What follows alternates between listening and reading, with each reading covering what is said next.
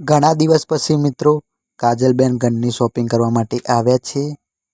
મિત્રો કાજલબેન, દિવ્યાંશ અને તેમની મમ્મી બધા આવ્યા છે ઘરની શોપિંગ કરવા માટે. કાજલબેનની મમ્મી શોપિંગ મોલમાં શું શું ખરીદે છે તે આપણે જોઈશું મિત્રો. તો મિત્રો કાજલબેનની મમ્મી ઘરની શોપિંગ કરવા માટે આવે છે એટલે પાવડર લેશે મિત્રો કપડાં ધોવા માટેનો. કાજલબેનના ભાઈ રંજીતભાઈને કહે છે તેમની મમ્મીને કે મમ્મી તમે આજે શોપિંગ મોલમાં શું ખરીદવાના છો?